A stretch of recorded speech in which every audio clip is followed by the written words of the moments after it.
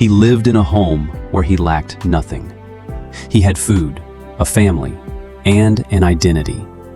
And above all, he had a father who loved him deeply. But sometimes we can live close to the blessing without understanding the value of what we already have. For some time, his heart had been somewhere else. He stared toward the horizon, imagining a life that was freer, more exciting, and greater. He believed happiness was waiting far away from home. He did not yet understand that everything that shines is not always a blessing. One day, he approached his father and spoke words that caused deep pain. "Father, give me the share of the inheritance that belongs to me." In other words, "I want what you can give me, but I no longer want to live with you." The father remained silent. Perhaps his son did not see the tears hidden in his eyes. He did not understand the wound he had just caused. Yet the father did not force him to stay, because true love never holds someone captive by force.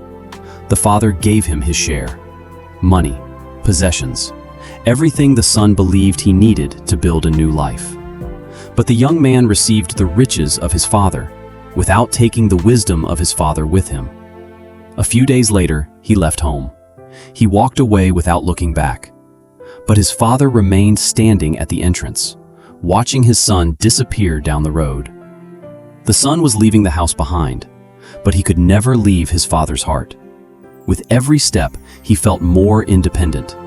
He believed he was finally in control of his own life.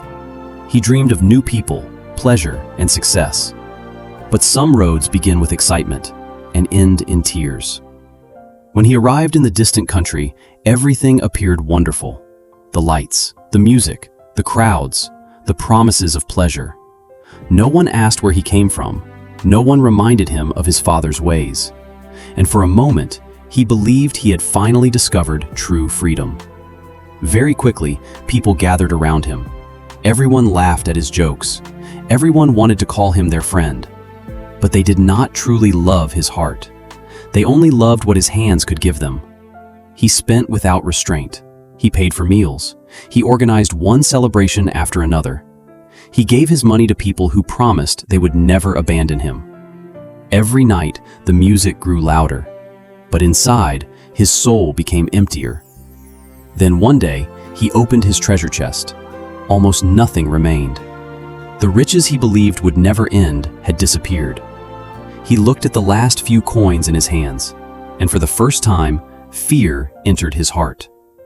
When the money disappeared, the friends disappeared too. Those who once called him their brother now walked past him without even looking at him. Then he discovered a painful truth. Some people love your table, but they do not truly love you. As though his situation were not already terrible enough, a severe famine struck the land. There was almost no food, no more celebrations, no more security. The young man who once possessed everything now began to suffer from hunger. He went from place to place asking for work, but no one wanted him. Finally, a man sent him into the fields to feed pigs. The one who had left home searching for freedom was now imprisoned by hunger, shame, and misery. His clothes became filthy. His hands were covered in mud. The pride disappeared from his face. Every day he fed the pigs, while he himself had almost nothing to eat. One day, he looked at the food the pigs were eating, and he desperately wanted to eat it himself. That was when he finally understood how far his choices had taken him. He had searched for freedom far away from his father, but he had found slavery. There in the mud, a memory suddenly entered his mind. His father's house, the table filled with bread, the servants eating until they were satisfied. His father's voice, the safety he had once rejected. Sometimes, God allows the silence to remind us of the value of what we abandoned. Then he stood up. He said to himself, "I will return to my father." He did not know how his father would receive him. He no longer believed he deserved to be called a son. But he had finally understood one thing.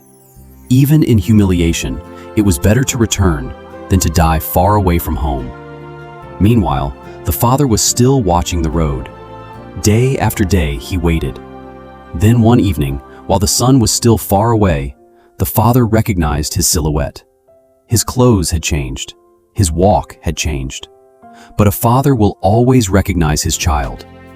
The father did not remain standing at the door. He began to run. He ran toward the one who had broken his heart. He ran toward the one who had wasted his possessions. He ran toward the one returning home covered in shame. Because the love of God runs faster than our condemnation. Before the son could even explain himself, the father wrapped his arms around him. He did not step away because of the dirt. He was not repulsed by the smell of the pig pen. He did not first ask what had happened to the money. He embraced his son, because his return mattered more than his past. The son began to speak. "Father, I have sinned against heaven and against you. I am no longer worthy to be called your son." For the first time, he asked for nothing. He demanded no rights. He simply returned with a broken heart. And a truly repentant heart will always find the door of grace open. But the father did not treat him like a servant.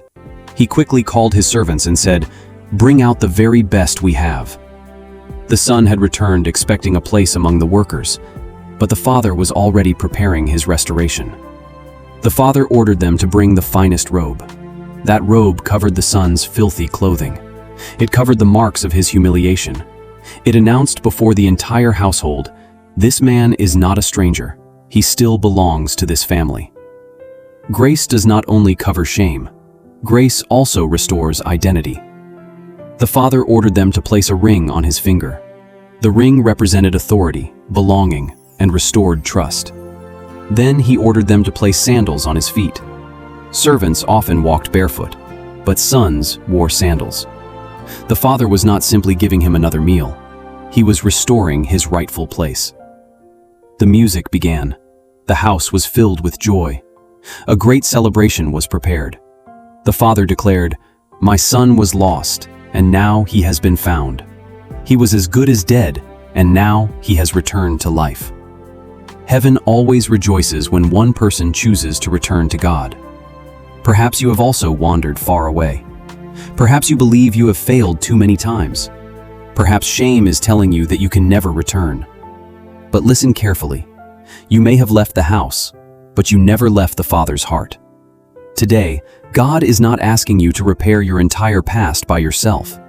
He is simply asking you to turn around. The Father has already seen you coming. His arms are still open, and the house is still waiting for you.